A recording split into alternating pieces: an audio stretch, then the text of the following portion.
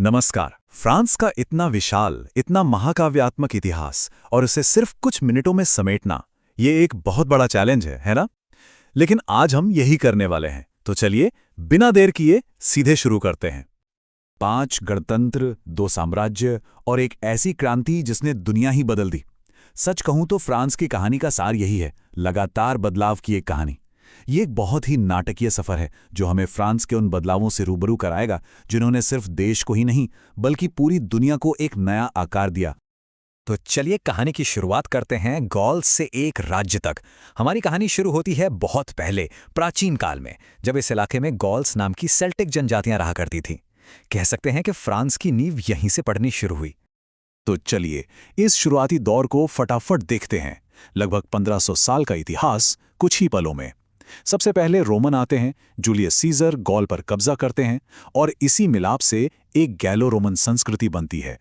और ये बहुत जरूरी है क्योंकि यहीं से फ्रांसीसी भाषा की नींव पड़ी। फिर आए जर्मेनिक फ्रैंक्स जिन्होंने एक साम्राज्य बनाया। वो साम्राज्य आगे चलकर बढ़ गया और जन्म हुआ पश्चिम फ्रांसिया का, जिसे हम आज के फ्रांस का एक शुरुआती रूप समझ सकते हैं। और फिर 987 में जाकर यह आधिकारिक तौर पर फ्रांस का राज्य बना। तो इन 1500 सालों ने आने वाले राष्ट्र के लिए आप कह सकते हैं कि एक सांस्कृतिक और राजनीतिक जमीन तैयार कर दी थी। ठीक है, तो अब हम राजाओं के दौर में चलते हैं। सम्राट, युद्ध और शक्ति का दौर।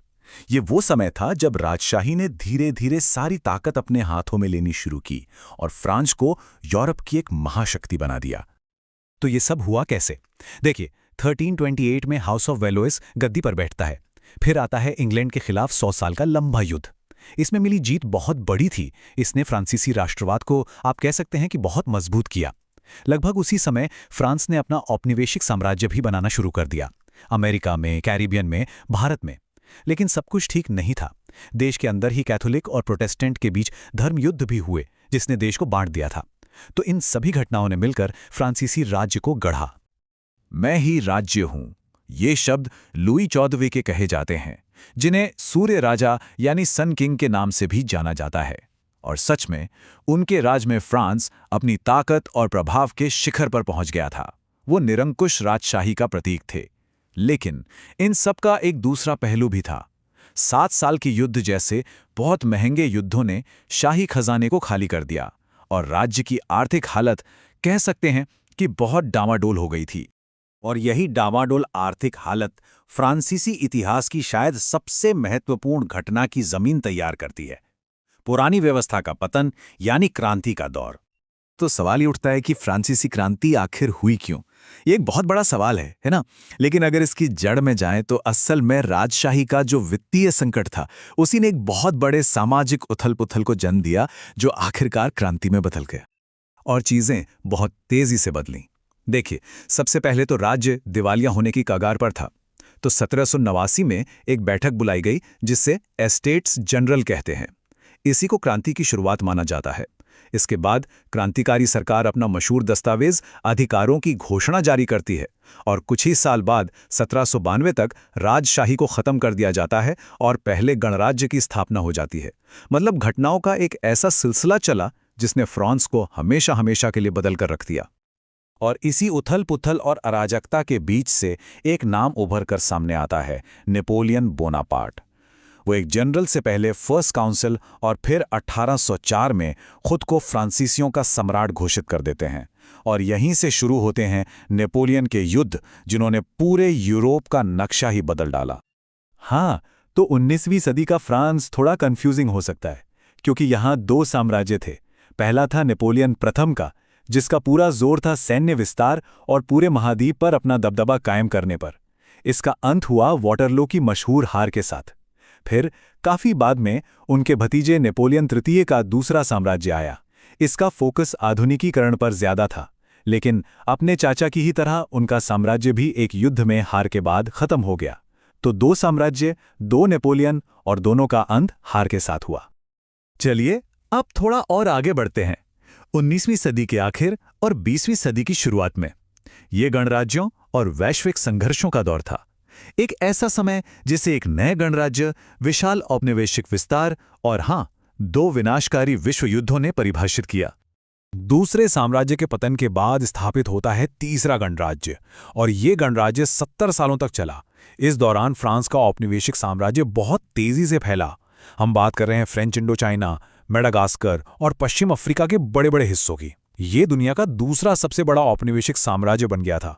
और ये एक तरह का विरोधाभास भी है ना, कि देश के अंदर तो गणतंत्र के आदर्शों की बात हो रही है और बाहर शाही विस्तार चल रहा है।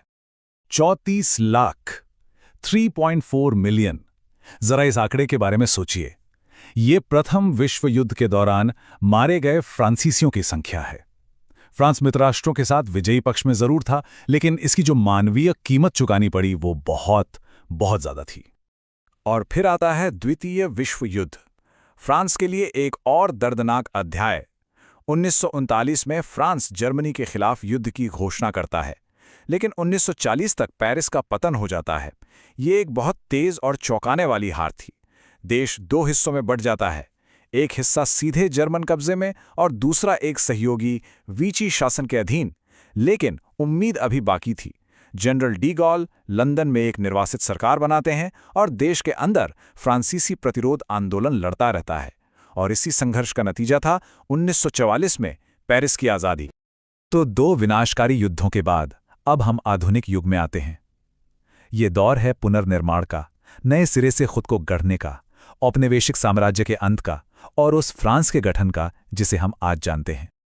और यहीं हम पहुंचते हैं पांचवें गणराज्य तक, यानी वो शासन प्रणाली जो फ्रांस में आज भी है। इसकी स्थापना 1958 में हुई थी, अल्जीरियाई युद्ध के संकट के बीच, जो कि एक बहुत ही अशांत समय था। इसके पहले राष्ट्रपति थे चार्ल्स डी गॉल। इसने अस्थिर चौथे गणराज्य की जगह ली और तब से लेकर आज तक आधुनिक फ्रांस को एक जरूरी राजनीतिक स्थिरता दी है। तो आज विश्व मंच पर फ्रांस कहाँ खड़ा है? देखिए, ये आज भी एक बहुत बड़ा खिलाड़ी है। ये दुनिया की 7वीं सबसे बड़ी अर्थव्यवस्था है। ये संयुक्त राष्ट्र सुरक्षा परिषद का स्थायी सदस्य है, जो कि एक बहुत बड़ी बात है। ये एक परमाणु शक्ति संपन्न देश है और हाँ, ये यूरोपीय संघ का संस्थापक सदस्य और G7 और नाटो जैसे संगठनों का एक प्रमुख सदस्य भी है। तो इसका प्रभाव आज भी बहुत ज्यादा है। और यही हमें हमारे आखिरी सवाल पर लाता है। सदियों तक खुद को बार बार बदलने के बाद एक राज्य से साम्राज्य और फिर गणतंत्र तक फ्रांस का अगला स्वरूप क्या होगा? इसके इतने नाटकीय और परिवर्तन भरे इतिहास को देखते हुए इस बारे में सोचना वाकई बहुत दिलचस्प है। फ्रांस के इतिहास के इस छोटे से सफर में हमारे साथ शामिल होने के लिए शुक्रिया।